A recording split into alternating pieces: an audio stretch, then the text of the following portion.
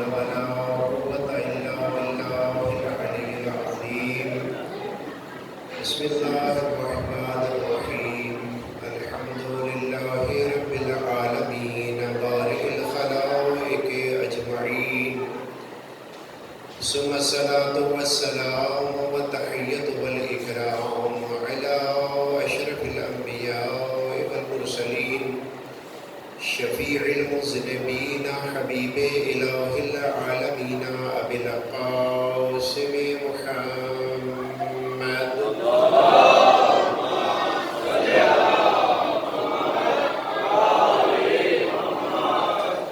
وعلى أهل بيته الطيبين الطاهرين المعصومين الذين أذهب الله عنهم الرجس وطهرهم تطهيرا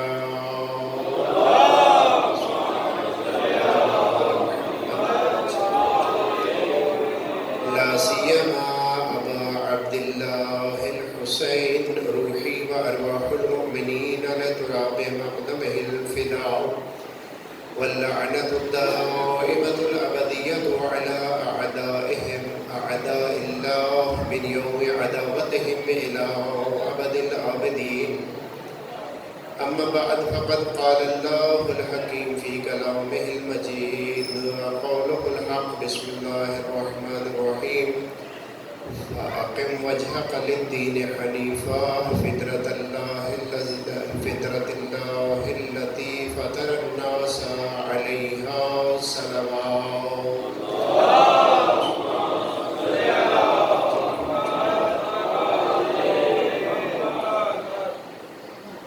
1442 ہجری کے ماہ محرم کا چاند طلوع ہو چکا ہے.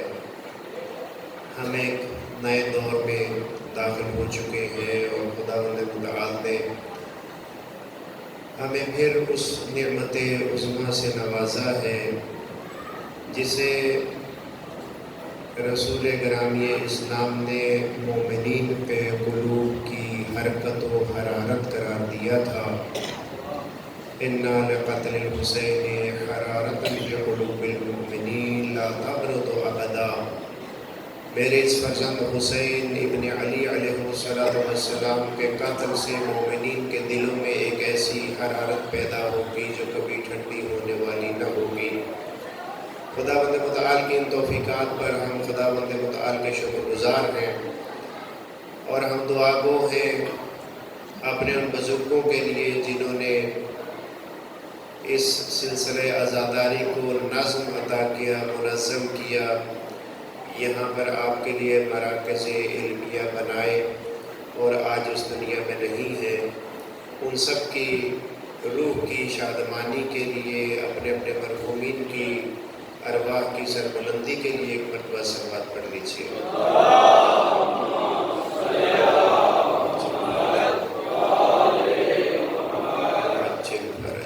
دنیا میں جہاں جہاں پر بھی ذکر سید الشہداء اور ان کے جانثاروں کا ذکر جاری و ساری ہے، ہم دعا گو ہیں کہ خداوند متعال شر دشمنان و حاسدان سے نہ صرف ان کی حفاظت فرمائے بلکہ ان کی عزاداری کو بھی اپنی بارگاہ میں منظور و مقبول فرمائے اور ہمیں پہلے سے زیادہ حسینیت کے رنگ میں اپنے آپ کو ڈھالنے کی توفیقات میں ہمیں توفیقات عنایت فرمائے. اپنی دعاؤں کی قبولیت کے لیے ایک مرتبہ پھر بلند آواز سے صلوات پڑھ لیجیے.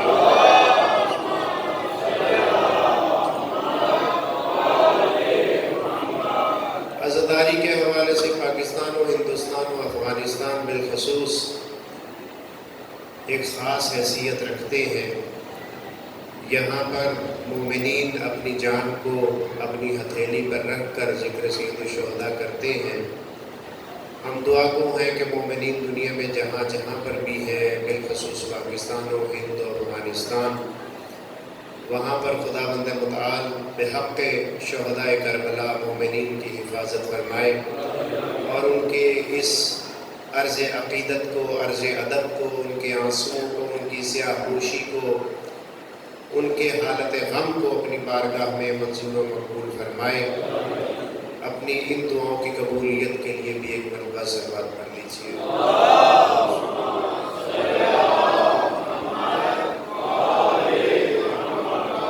یقیناً آپ مغموم ہیں، یقیناً آپ سیاہپوش ہیں، یقیناً آپ کے دل میں سید الشہداء کا غم تازہ ہوا ہے، شہدائے کربلا کا غم تازہ ہوا ہے، آپ کا ذہن کربلا کی طرف رواں ہے، بہت سی خواہشیں ہیں، اور آپ اس شوق سے اس عزاداری کو بپا کریں گے، منائیں گے، شرکت کریں گے، آنسو بہائیں گے کہ سید الشہداء علیہ السلام اپنی والدہ گرامی سے آپ کی شفاعت کی سفارش فرمائیں۔ یہ ہر ایک کی خواہش ہے، صفِ عزا آپ نے بچھائی ہے، لیکن یاد رکھیے عزاداری کا حقیقی وارث پردہ غیبت میں موجود ہے۔ غم کے جس مرحلے سے وہ ہستی گزرتی ہے، اس غم کے مرحلے سے کوئی اور نہیں گزر سکتا، چونکہ امامت کا ادراک امامت ہی رکھتی ہے۔ لہذا یاد رکھیے کہ اپنی زندگی میں جیسے آپ اپنی حفاظت کے لیے صدقہ نکالتے ہیں، تو آج سے صبح سے یہ معمول بنائیں کہ چونکہ ایام عزا ہے اور ہمارے زمانے کے امام مغموم ہیں، ان کی سلامتی کے لیے بھی آپ صدقہ نکالیں۔ اور میں پہلے بھی شاید 2-4 دفعہ یہاں عرض کر چکا کہ صدقے میں سینکڑوں ہزاروں روپے نکالنا ضروری نہیں ہوتا۔ آپ امام علیہ السلام کی سلامتی کی نیت کرتے ہوئے 10 روپے نکالیں، 20 روپے نکالیں، 50 روپے نکالیں، جو بھی آپ کو توفیق ہو۔ نیت یہ ہو کہ میرے زمانے کا امام سلامت رہے۔ ایک تو آپ امام علیہ السلام کو پرسہ بھی گویا کہ اس انداز سے دیں گے، دوسرا ان کی سلامتی کی دعاؤں میں بھی شریک ہوں گے۔ وہ حقیقی منتقم شہدائے کربلا حکم خداوند متعال کے منتظر ہیں کہ وہ آئیں اور آپ جیسے خالص مومنین کے ذریعے سے اس زمین کو ظلم و جور سے پاک کریں۔ اس عظیم الشان ہستی، اس بے مثل و بے نظیر ہستی کے ظہور میں تعجیل کے لیے ایک مرتبہ پھر صلوات پڑھ دیجیے۔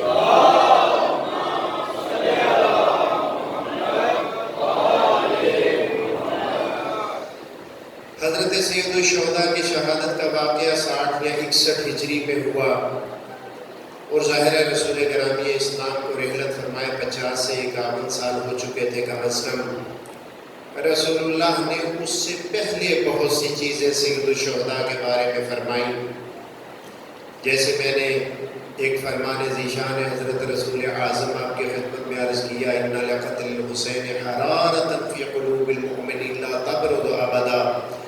میرے اس فرزند حسین کی شہادت کے ساتھ ایک ایسی حرکت، ایک ایسی گرمائش، ایک ایسی محبت مومنین کے قلوب میں پیدا ہوگی جو کبھی ٹھنڈی ہونے والی نہ ہوگی۔ تو جان لیجئے جب بھی آپ سید الشہداء کو یاد کرتے ہوئے آنسو بہاتے ہیں تو یہ رسول اللہ کی اس پیشین گوئی اور دعا کا نتیجہ ہوتا ہے، اس میں آپ کا کوئی کمال نہیں ہوتا۔ یہ توفیق الہی ہے۔ اگر توفیق الہی نہ ہوتی، خدا نہ کرے کہ ایسا ہو، تو ہم اس قابل کہاں تھے کہ ہم سید الشہداء کا غم منا سکتے۔ سید الشہداء کے متعلق بھی فرمایا، اپنے اہل بیت کے متعلق بھی فرمایا، نبی گرامی اسلام نے مثل اہل بیت کا مثل سفینۃ نوح، اپنے اہل بیت کے بارے میں فرمایا کہ میرے اہل بیت کی مثال کشتی نوح کی مانند ہے۔ جو شخص بھی اس کشتی پر سوار ہو گیا اس نے نجات پائی، اور جو رہ گیا فقد ضل وغوی، وہ تباہ و برباد ہو گیا۔ اس سے آگے بڑھتے ہوئے سرور دو عالم نے اہل بیت کی کسی بھی 4 ہستیوں میں سے کسی بھی ہستی کے متعلق ذمیمہ نہیں فرمایا، بلکہ یہ فرمایا نحنو سفن النجات یا نحنو سفینۃ النجات، ہم اہل بیت نجات کی کشتی ہیں، ولیکن الحسین ولکن سفینۃ الحسین، اوسع و اسرع، لیکن اس نجات کی کشتیوں میں جو حسین ابن علی کی کشتی ہے اس کی وسعت بھی بہت زیادہ ہے اور نجات کے لیے اس کی سرعت بھی بہت زیادہ ہے۔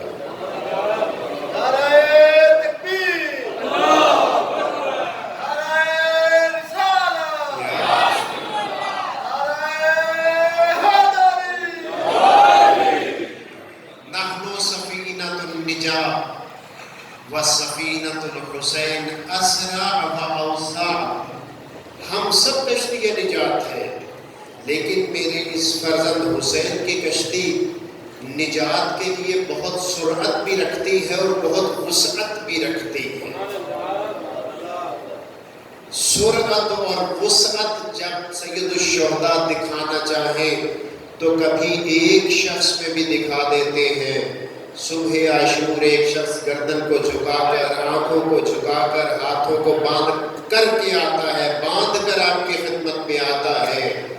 سفینہ حسین کتنی تیزی کے ساتھ اور وسعت قلبی کے ساتھ اسے حوض کوثر میں بھیجتے ہیں۔ جناب اور میں سمجھتا ہوں کہ سید الشہداء کی کشتی سے سب سے تیزی کے ساتھ جس شخص نے استفادہ کیا اور فائدہ اٹھایا وہ جناب اور تھے، سید الشہداء کو روکنے والے 2 محرم کو، لیکن روز عاشور بڑی سرعت کے ساتھ حوض کوثر پر جانے والے۔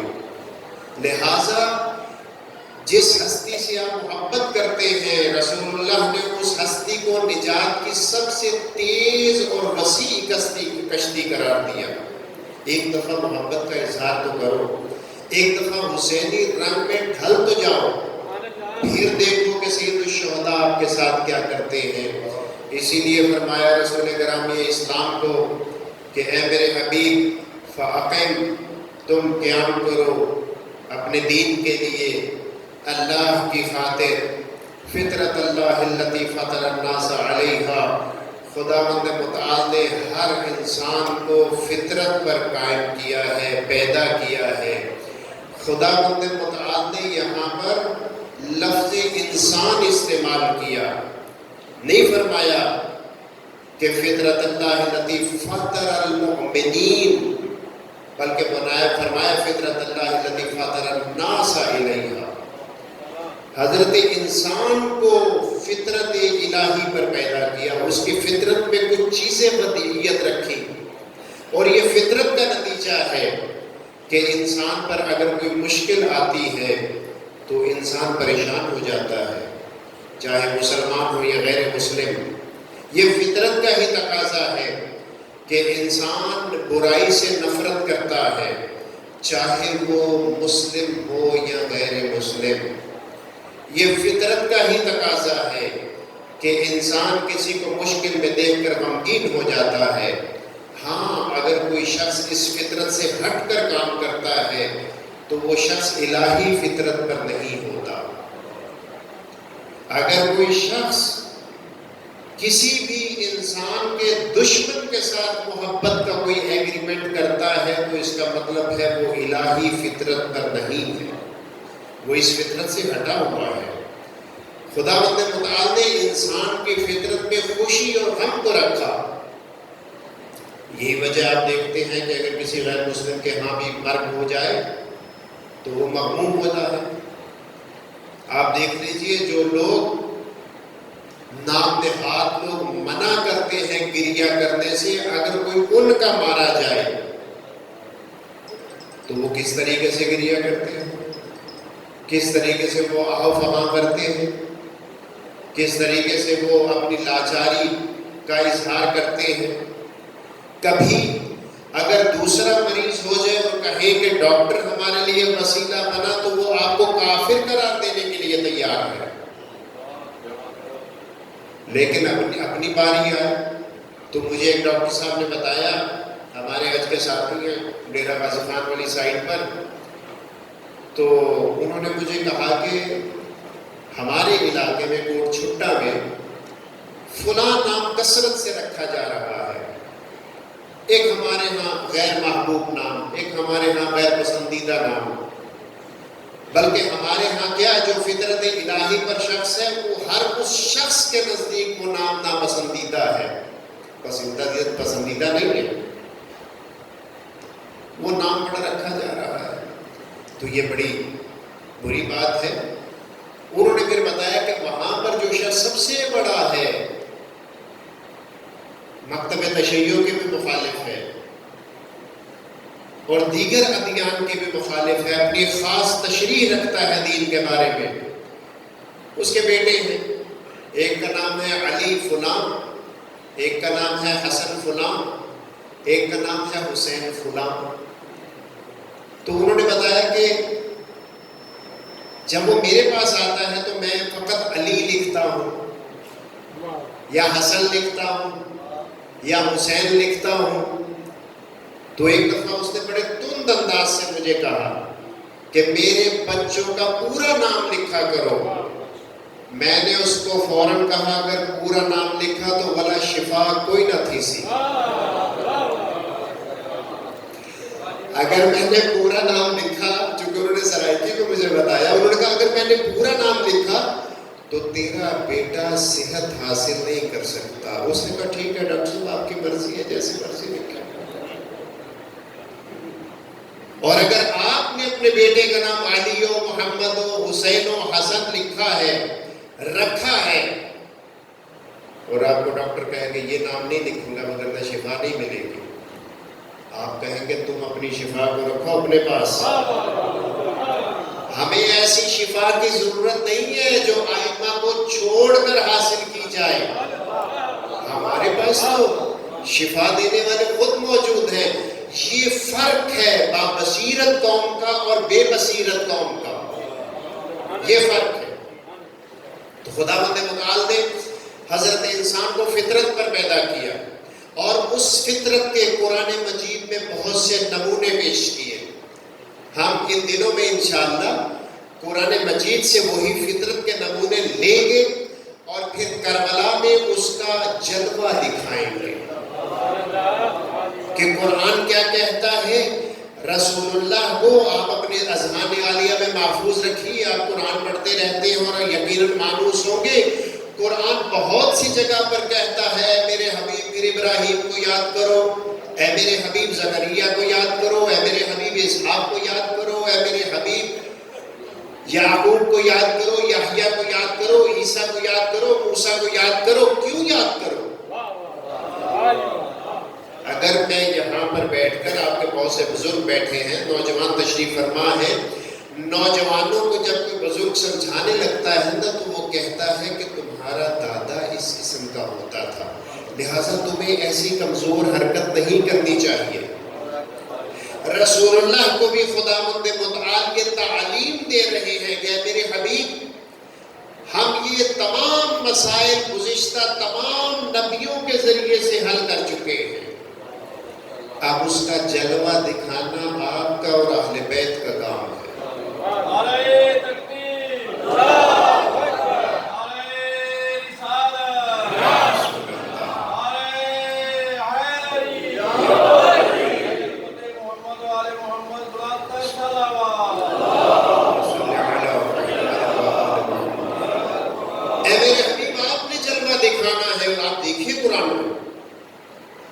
اور یہ فکرہ کہنا کسی طور پر بھی باعث اشکال نہیں ہے کہ اہل بیت علیہ السلام عمل کرتے چلے جاتے ہیں اور آیات نازل ہوتی چلی جاتی۔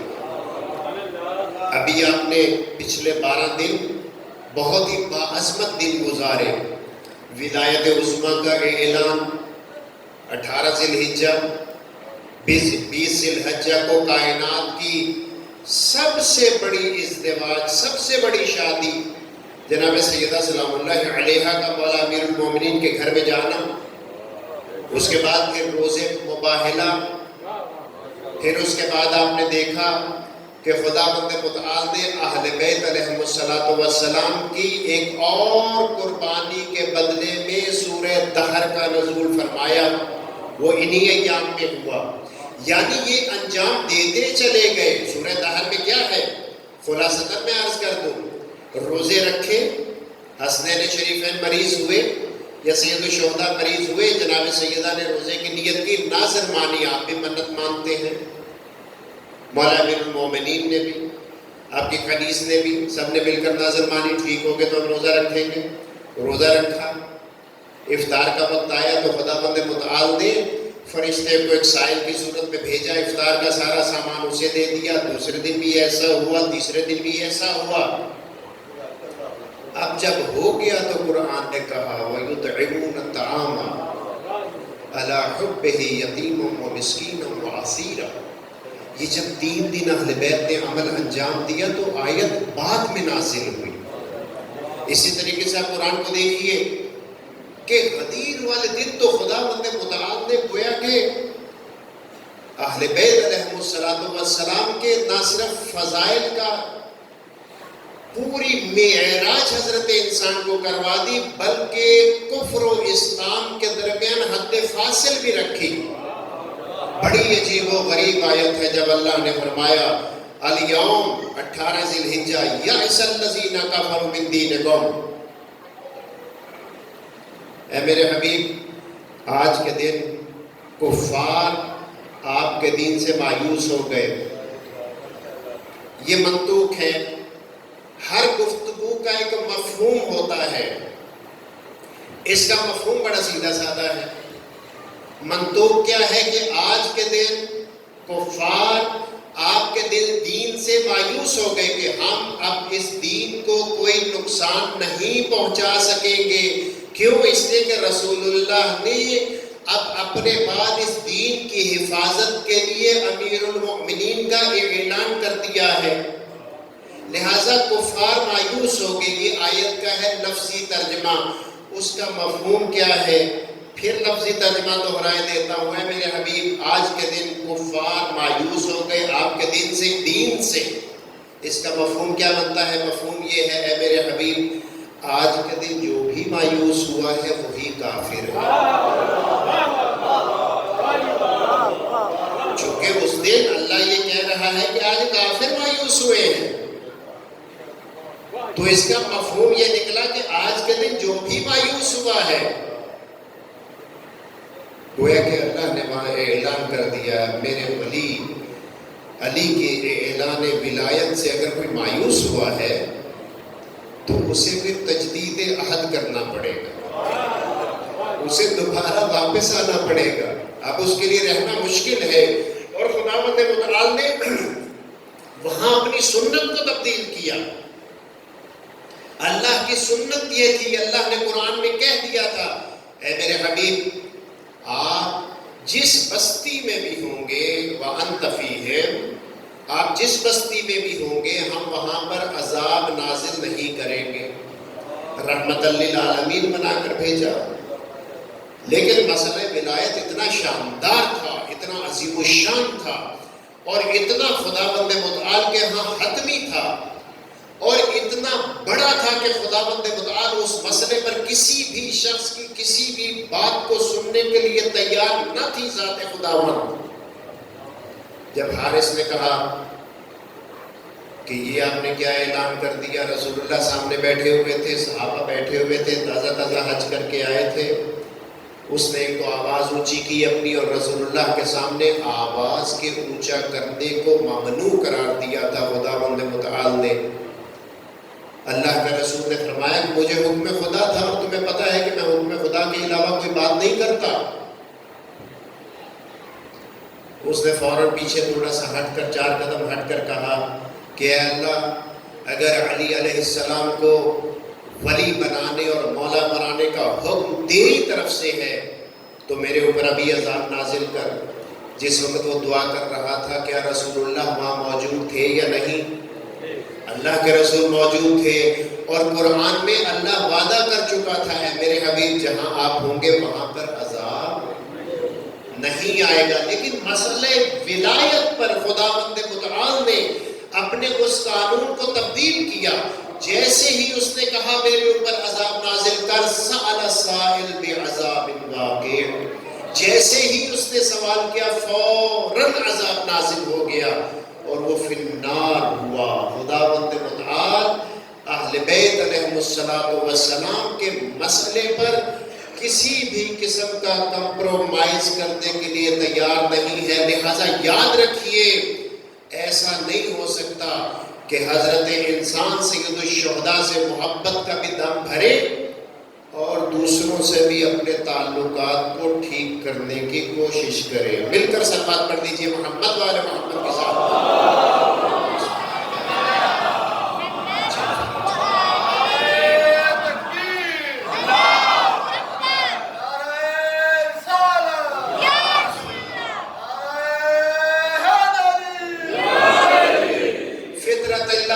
فطر الناس علیہا، اللہ نے اپنی فطرت پر رکھا، الہی فطرت پر رکھا.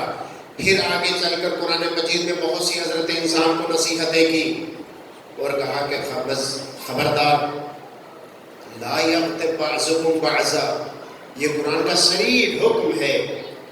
تم میں سے کسی بھی شخص کو یہ حق حاصل نہیں ہے کہ کسی دوسرے کی غیبت کرو. غیبت سے روک دیا. لیکن پھر خداوند متعال نے اپنی ایک اور سنت ہمیں بتلائی. فرمایا بسم اللہ الرحمن الرحیم لا يحب اللہ الجہر بالسوء من القول. خداوند متعال اعلانیہ طور پر اگر آپ کسی کی برائی کر رہے ہیں تو اللہ قطعاً اس بات کو پسند نہیں فرماتا الا من ظلم. لیکن مظلوم بلند آواز سے ظالم کو دنیا کے سامنے سیاہ چہرے کے ساتھ پیش کر سکتا ہے. لا يحب اللہ الجہر بالسوء. خداوند متعال گالی گلوچ کو اونچی آواز سے کہنا اس نے ایسا کیا ہے، اس نے ایسا کیا ہے، یا اس کی پشت پر کہنا، یا کسی کے گھر کے آگے کھڑے ہو کر ماتم شروع کر دینا کہ یہی قاتل ہے، یہی قاتل ہے، یہی قاتل ہے، اس سے منع کیا الا من ظلم. لیکن اگر ظلم ہوا ہے تو تمہارے لیے ضروری ہے کہ اس ظالم کو آشکار کرو. بس یہی جواب ہے ہمارے پاس کہ جس نے بھی اہل بیت علیہ السلام پر ظلم کیا ہے اللہ نے ہمیں حکم دیا ہے کہ ان کی برائیوں کو بیان کرو، ان کے سیاہ چہرے کو لوگوں کے سامنے آشکار کرو. کیوں؟ اس لیے کہ تم مظلوم ہو. کیوں ہیں آپ مظلوم؟ اب سوال یہ ہو سکتا ہے آپ سے بھائی ظلم تو حضرت سید الشہداء پر ہوا، ظلم تو مولا امیر المومنین پر ہوا، ظلم تو جناب سیدہ سلام اللہ علیہا پر ہوا، آپ پر تو ظلم نہیں ہوا. نہیں، خداوند متعال نے کہا نہیں، اس کو جواب دو. یہ کس جہالت کی وادی میں پھر رہا ہے؟ ہم جب یہ فیصلہ کر چکے تھے کہ انما ولیکم اللہ، اے مومنو اللہ تمہارا ولی ہے، ورسولو، اور اللہ کا رسول تمہارا ولی ہے، والذین آمنوا الذین یقیمون الصلاۃ ویؤتون الزکاۃ وہم راکعون. اور مولا امیر المؤمنین اور رسول اللہ کے زبان کے مطابق ان کی ساری کی ساری آل آپ کی ولی ہے، تو آپ پھر ولی کے تابع ہیں. اور پھر رسول کرام کے اسلام نے فرمایا انا وعلی ابوا هذه الامہ. اے لوگوں یاد رکھو اگر تم امت محمدیہ میں سے ہو تو میں اور علی تمہارے باپ ہیں. اب اپنے ایمان سے بتائیے، خدا نہ کرے اگر آپ کے یا میرے باپ پر کوئی شخص ظلم کرے، کوئی زیادتی کرے، خدا نہ کرے کہ اس کو کوئی قتل کر دے، تو کیا آپ عدالت کا دروازہ کھٹکھٹائیں گے یا نہیں؟ عدالت میں یقیناً جائیں گے اور عدالت کو بتائیں گے کہ ظالم کون ہے. ظالم کون ہے؟ انما ولیکم اللہ کے ذریعے سے خداوند متعال نے ہم سب کو اہل بیت علیہ السلام کی ولایت کے تابع قرار دیا. لہٰذا اگر کوئی شخص اہل بیت کے خلاف کوئی زبان درازی کرتا ہے تو قرآن نے ہمیں اجازت بھی دی اور حکم بھی دیا کہ تم اس کی زیادتی کو آشکار کرو، اس کی زیادتی کو بیان کرو. اللہ کسی کی غیبت کو پسند نہیں کرتا، لیکن مظلوم بلند آواز سے ظالم کے متعلق گفتگو کر سکتا ہے، ظالم کے ظلم کو بتا سکتا ہے، ظالم کی کارستانیوں کو بتا سکتا ہے۔ یہی وجہ ہے کہ جب کوفہ والوں نے سید الشہداء کو خط لکھے تو انہوں نے یہ لکھا تھا کہ ہم یزید سے اور خاندان یزید سے راضی نہیں ہیں۔ سید الشہداء نے کسی کو نہیں لکھا کہ باقی تو ظاہری طور پر فسق و فجور نہیں کرتے تھے، یہ کرتا ہے فسق و فجور، تو یہ تم نے دوسروں کا نام کیوں لکھ دیا؟ کیوں لکھ دیا دوسروں کا نام؟ اس لیے نہیں فرمایا کہ اس کی بنیاد وہ دوسرے تھے جنہوں نے رسول اللہ کی رحلت کے ساتھ ہی اس ظلم کی بنیاد رکھی تھی۔ لہذا خدا نے آپ کو اور ہمیں اجازت دی کہ اگر آپ مظلوم ہیں تو ظالم کے خلاف آواز کو بلند کیجئے۔ اب آ جائیے اگلے مرحلے پر۔ پھر قرآن مجید نے ہمیں پکار کر کہا ذرا قصے حضرت یوسف کو کھولو، ہم نے اس قصے کو احسن القصص قرار دیا ہے، ہم نے اس قصے کو بہترین قصہ قرار دیا ہے۔ بھئی آپ لوگ گریہ کیوں کرتے ہیں؟ آپ لوگ ماتم کیوں کرتے ہیں؟ یہ تو اب 1400 سال گزر گئے، کیوں کرتے ہیں؟ آپ بتاتے ہیں کہ کربلا میں یہ ظلم ہوا تھا، کربلا میں اس طریقے سے یہ کیا گیا تھا۔ یہی وجہ ہے کہ چند سال گزرے تھے واقعہ کربلا کو کہ مدینہ میں ایک شخص نے میر اور آپ کے چوتھے آقا مولا سے کہا مولا اب گریہ بس کیجئے، بہت گریہ کر دیا۔ تو میرے اور آپ کے آقا مولا نے کیا جواب دیا تھا؟ فرمایا تھا تم نے انصاف نہیں کیا۔ یعقوب کا ایک بیٹا نظروں سے اوجھل ہوا تھا، میں نے اپنے بابا کو، اپنے بھائی کو، اپنے چچا کو اپنی آنکھوں کے سامنے ذبح ہوتے ہوئے دیکھا ہے، میں نے ان کے سروں کو نوک نیزہ پر دیکھا ہے۔ انصاف نہیں تم نے کیا۔ قصہ یعقوب کی طرف آ جائیے، قرآن کہتا ہے بہترین قصہ ہے، احسن القصص۔ کیا ہے اس قصے میں؟ قرآن کہتا ہے کہ بھائیوں نے دعویٰ کیا، باپ نے گریہ کیا۔ باپ کا گریہ یہ بتاتا ہے کہ گریہ موت پر نہیں فقط کیا جاتا، گریہ مصیبت پر کیا جاتا ہے۔ حضرت یعقوب کے پاس حضرت یوسف کی موت کی خبر نہ تھی، بیٹوں نے بتایا تھا کہ بھیڑیا کھا گیا، لیکن باپ نے کہا تھا جو میں جانتا ہوں تم نہیں جانتے۔ باپ کو پتا تھا، قرآن کہتا ہے حضرت یعقوب کو پتا تھا کہ بیٹا زندہ ہے۔ اور پھر حضرت یعقوب نے جو گریہ شروع کیا اور شروع کیا اور شروع کیا، وہ باپ جس کو پتا ہے کہ بیٹا زندہ ہے 80 سال گریہ کیا۔ حضرت یوسف کا جو فاصلہ ہے دوبارہ باپ سے ملنے کا، وہ 80 سال کا فاصلہ ہے۔ 80 سال تک گریہ کیا۔ قرآن کہتا ہے وَبِيَضَّتْ عَيْنَاهُ، اتنا گریہ کیا حضرت یعقوب نے کہ ان کی آنکھیں سفید ہو گئی، یعنی وہ نابینا ہو گئے۔ سفید آنکھوں سے مراد یہ نہیں ہے کہ سیاہی صرف ختم ہو گئی، نابینا ہو گئے۔ کیوں؟ اسی کے بعد میں حضرت یوسف نے جب بھیجا تو قرآن کہتا ہے کہ حضرت یوسف نے بھائیوں سے کہا کہ تم میری قمیض ان کے چہرے پر ڈالنا تو ان کی بصیرت واپس آ جائے گی، بصر اور روشنی، آنکھوں کا دیکھنا، وہ پھر دیکھنے لگ جائیں گے، یعنی نابینا ہو گئے۔ اگر کوئی ہمارے اوپر اعتراض کرتا ہے تو وہ سب سے پہلے حضرت یعقوب پر اعتراض کرے، قرآن مجید پر اعتراض کرے، اللہ کی اس احسن القصص پر نعوذ باللہ اعتراض کرے۔ اے اللہ تو جس قصے کو احسن القصص کہہ رہا ہے اس میں ایک نبی اللہ ہے، اور یہ طے ہے کہ حضرت یعقوب اپنے زمانے میں سب سے بڑے نبی تھے، ان سے بڑا کوئی نبی نہیں تھا اس زمانے میں، چونکہ بہت سے ادوار میں سینکڑوں بلکہ بعض ادوار میں ہزاروں نبی ایک ہی وقت میں گزرے. حضرت یعقوب اپنے زمانے کے سب سے بڑے نبی تھے.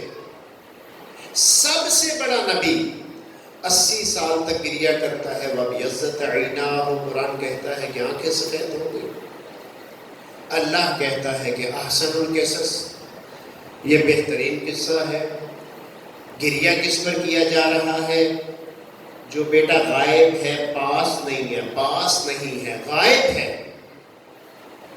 اور پھر بیٹے کا جب قمیض واپس آتی ہے تو بصارت لوٹ آتی ہے.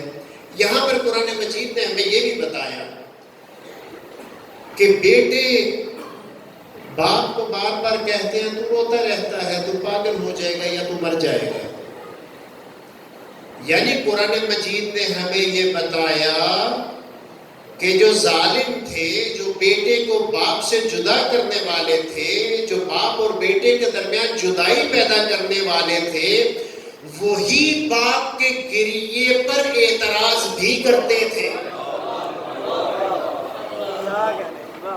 قرآن نے ہمیں یہ بتایا نا کہ باپ کے گریے پر کون اعتراض کر رہا تھا؟ ظالم. ظالم کون تھے؟ اسی باپ کے بیٹے حضرت یوسف کے بھائی. تو گویا کہ قرآن نے ہمیں یہ بھی بتایا کہ تمہارے سید الشہداء پر گریہ کرنے کے نتیجے میں ان لوگوں کو دکھ پہنچے گا جو ظاہری طور پر قرآن بھی پڑھتے ہوں گے، تمہارے ساتھ بھی چلتے ہوں گے، تمہارے گھر میں بھی رہتے ہوں گے. کیوں؟ یعقوب میں یہ پہلے ایک سنت ہو چکی تھی. بیٹے ساتھ بھی رہتے تھے، کھاتے بھی یعقوب کے دسترخوان سے تھے اور بھونکتے بھی حضرت یعقوب کو تھے. ظالم بھی تھے اور باپ کو نعوذ باللہ سٹھیایا ہوا بھی کہتے تھے اور کہتے تھے تم تو مر جاؤ گے اسی میں. آج بھی لوگ کہتے ہیں یہ سینہ پیٹ پیٹ کر تم مر جاؤ گے. تو یاد رکھیے یہ ہمیشہ ظالم کہتا ہے کہ مر جاؤ گے، مظلوم کبھی ایسے نہیں کہتا. معلوم ہوا قرآن ہماری رہنمائی کر رہا ہے. قرآن واقع کربلا کو زندہ رکھنے کا درس دے رہا ہے. اے صاحبان ایمان، اے اہل بیت علیہ السلام سے محبت کرنے والوں، یہ غم کبھی ختم ہونے والا نہیں ہے. کیوں؟ اس لیے کہ رسول اللہ فرما کر گئے کہ یہ غم کبھی ختم نہیں ہو سکتا.